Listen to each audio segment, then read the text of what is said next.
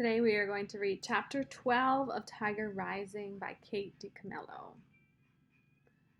We got to walk through the woods, Rob said. He looked doubtfully at Sistine's bright dress and shiny black shoes. You can give me some of your clothes to wear, she told him. I hate this dress anyway. And so he took her to the motel room, and there Sistine stood and stared at the unmade beds and the tattered recliner. Her eyes moved over his father's gun case and then went to the macaroni pan from the night before, still sitting on the hot plate. She looked at it all the same way she had looked at the Kentucky Star sign and the motel and him, like she was trying to add it up in her head. Then she saw his carvings, the little wooden village of odd things that he had made. He had them all on a TV dinner tray beside his bed. Oh, she said. Her voice sounded different, lighter. Where did you get those?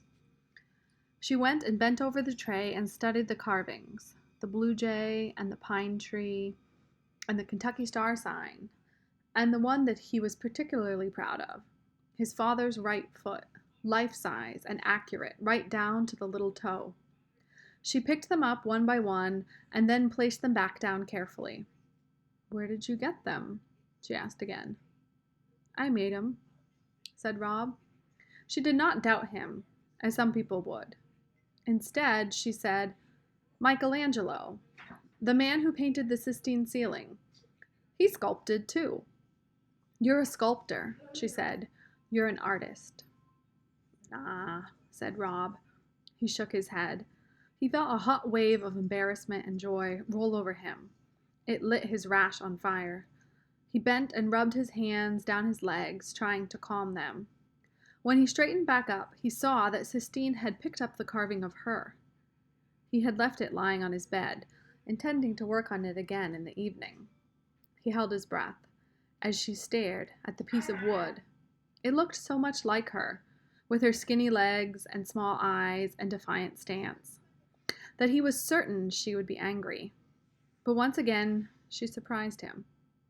Oh, she said, her voice full of wonder. It's perfect. It's like looking in a little wooden mirror. She stared at it a minute more, and then carefully laid it back on his bed. Give me some clothes, she said, and we'll go see the tiger. He gave her a pair of pants and a t-shirt, and left the room and went outside to wait for her.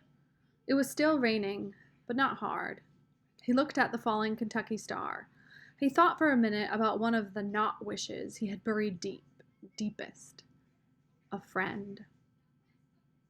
He stared at the star and felt the hope and need and fear course through him in a hot neon arc. He shook his head. Nah, he said to the Kentucky Star. Nah. And then he sighed and stuck his legs out into the rain, hoping to cool them off, hoping to get some small amount of relief.